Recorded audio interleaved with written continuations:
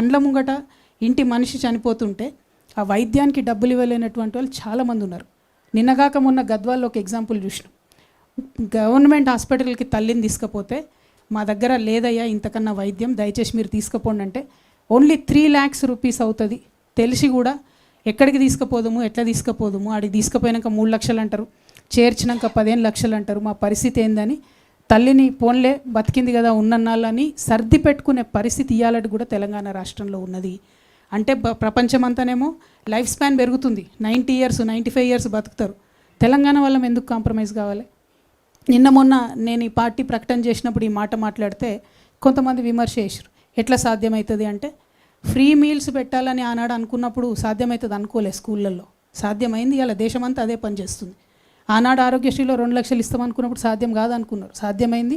ఇలా అనేక రాష్ట్రాలు ఫాలో అవుతున్నాయి. ఖచ్చితంగా ఉచిత వైద్యం ఎన్ని లక్షలు ఖర్చు అయినా సరే తెలంగాణ బిడ్డల ప్రాణాలు కాపాడుకోవడానికి ఖచ్చితంగా మా ప్రభుత్వం వస్తుంది. దాంట్లో ఏ కార్పొరేట్ హాస్పిటల్లో తెలంగాణ వ్యాప్తంగా ఉన్న వైద్యం చేయించుకున్నా ఎంత పెద్ద రోగమైనా ఎంత ఖర్చు అయినా మీ జేబులకి వెళ్ళి రూపాయి పడకుండా తెలంగాణ రక్షణ సేన ప్రభుత్వం ఖచ్చితంగా సాధించి తీరుతుంది. ఈ 2 మా పాంచజన్యంలో మొదటి అంశాలు. మూడవది వ్యవసాయం, చాలా ప్రాధాన్యమైనటువంటి అంశం. మా జెండాలో ఉన్న గ్రీన్ రంగు కూడా మా రైతన్నుల కోసమే, పర్యావరణం కోసమే. రైతన్నలు లేకపోతే ఎవరికి కూడా 2 బుక్కలు అన్నం తినే పరిస్థితి ఉండదు. కాబట్టి మీకు చేతులెత్తి మొక్కుతూ మీ యొక్క సంక్షేమం కోసం, సంక్షేమంతో పాటు మీ యొక్క గౌరవం కోసం, ఆత్మగౌరవం కోసం నేను ఒక ఆడబిడ్డగా తెలంగాణ రక్షణ సేన నుంచి అన్ని రకాల ఏర్పాట్లు చేయడం జరుగుతుంది. ప్రత్యేకించి ప్రభుత్వంలో మీరు ఏ కార్యాలయానికి పోయినా, ఎక్కడికి పోయినా మీకు పిలిచి పీట వేసి కూర్చోబెట్టి గౌరవించి మీ సమస్య తీర్చి పంపాలి. ఇవాళ ఏం జరుగుతుంది? 25 రోజుల నుంచి కళ్ళాల కాడ వడ్లు పోసుకొని, కళ్ళాల కాడ మక్కలు పోసుకొని 45 degrees ఎండల ఎదురు చూస్తూ ఉన్నారు. ఏ టీవీ ఛానల్ తిప్పి చూసినా కళ్ళాల కాడ ఉన్న రైతుల సమస్యలే కనపడుతున్నాయి. ఎందుకు మరి? ఎందుకు ప్రొక్యూర్ చేయలేకపోతున్నాం? ఎందుకు ప్రొక్యూర్ మీరు చెప్పిందే కదా, ప్రభుత్వాలు ప్రొక్యూర్ చేస్తామని చెప్పిందే కదా. లేదంటే రైతు సంగతి ఏదో రైతు చూసుకుంటాడు.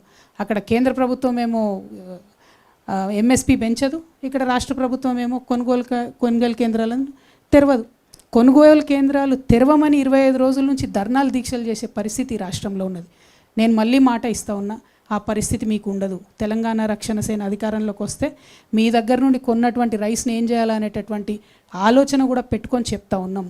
రైస్ని ఎక్స్పోర్ట్ చేసేటటువంటి పరిస్థితి ఉంది. ప్రభుత్వాలు ముందడుగు వేస్తలేరు. ఒక కార్పొరేషన్ పెట్టండి, ఎక్స్పోర్ట్ చేయండి రైస్, లైసెన్స్ తీసుకోండి, దాన్ని ఏమైనా వాల్యూ యాడ్ చేయండి.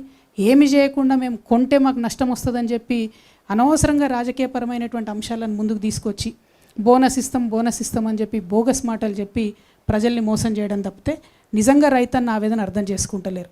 మేము పోయి చూస్తూ ఉన్నాం, ఊర్ల పొంట తిరుగుతూ ఉన్నాం. మొన్న జాగృతి జనంబాట కార్యక్రమంలో పోతే ఎంత బాధ అనిపించిందంటే, ఒక రైతును పాపం మక్క రైతునాడ ఆ రోజు కలిసినాం మేము, తెల్లారైన గుండెపోటుతో చనిపోయాడు. ఆ రోజే మేము పోయినప్పుడు చెప్పిండు, అక్క 4 రోజులు అయింది అక్క వచ్చి ఇక్కడనే ఉంటున్నాం, కావలిగా వస్తున్నాం, ఘోరమైన పరిస్థితి ఉంది అని చెప్పిండు. తెల్లారి అదే రైతు అదే కుప్ప మీద కూలి చనిపోతే నిజంగా నాకైతే ఇప్పటికి కూడా షివరింగ్ వస్తుంది అది తలుచుకుంటే కూడా. అంటే ఒక ప్రాణం అంటే మనకు ఎంత విలువ లేకుండా పోయిందంటే, ఎక్కువ మంది ఉన్నాం మనం, 140 కోట్ల మంది ఉన్నాం కాబట్టి ఒక రైతు చచ్చిపోతే ఒక చిన్న సింగిల్ కాలం వార్త అయిపోయినందు తప్పితే నిజంగా ఎవరు స్పందించే పరిస్థితి లేదు. కానీ నేను స్పందించాలనుకుంటున్నాను, ఎందుకంటే జీవితం విలువ నాకు నేర్పింది. జీవితంలో నేను పడ్డ కష్టాలు, ఒక మనిషి జీవితం ఎంత విలువైనది అన్నది నాకు నేర్పింది. కాబట్టి ఒక సంకల్పంతో, ఒక సీరియస్ కమిట్మెంట్తో నేను వచ్చిన మా రైతన్నలకు నేను మాట ఇస్తూ ఉన్నా, మీకు గౌరవం దక్కాల్సిందే. దానికోసం అన్ని ఏర్పాట్లు మా ప్రభుత్వంలో చేస్తాం.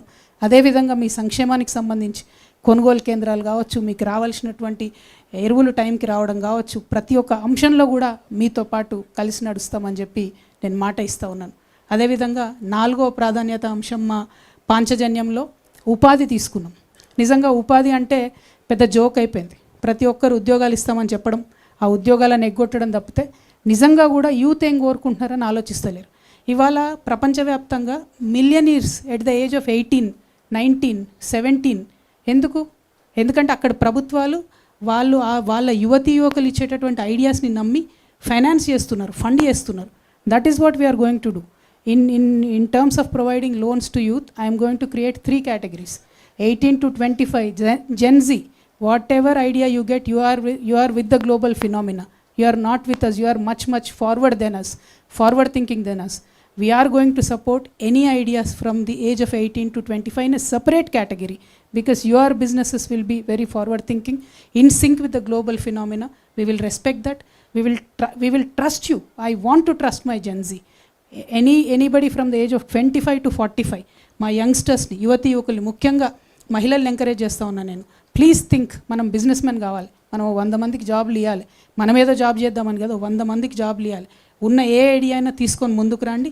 ఖచ్చితంగా దానికి సహకరించడానికి 2 లక్షల నుంచి 20 కోట్ల రూపాయల వరకు బ్యాంకులతో సంబంధం లేకుండా నా యువతను నమ్మి, మా యువతి యువకుల్ని నమ్మి, మా జెన్జీ వారియర్స్ని నమ్మి నేను ఇన్వెస్ట్ చేయాలనుకుంటున్నాను. ఎందుకంటే ఒక్క గూగుల్ వస్తే చాలు మనకి ఇళ్ళకెళ్ళి. 3 ఏళ్ళు 4 ఏళ్ళు 5 ఏళ్ళు ఇన్వెస్ట్ చేస్తే ఒక్క గూగుల్ వస్తే చాలు, ఒక్క వాట్సాప్ వస్తే చాలు, ఒక్క అమెజాన్ వస్తే చాలు. We're set for life. ఎవరు? మన రాష్ట్రంలో అద్భుతమైనటువంటి ఆదాయం వస్తుంది. ఇవాళ రాష్ట్రంలో కార్పొరేట్స్ మొత్తం కలిపితే మనకు 10,000 కోట్ల ఇన్కమ్ వస్తుందండి. మన ఇన్కమ్ ఏదైతే వస్తుందో, రెవెన్యూ జనరేట్ అవుతుందో, total corporates, total industries in Telangana today gives us only 10,000 crores of income.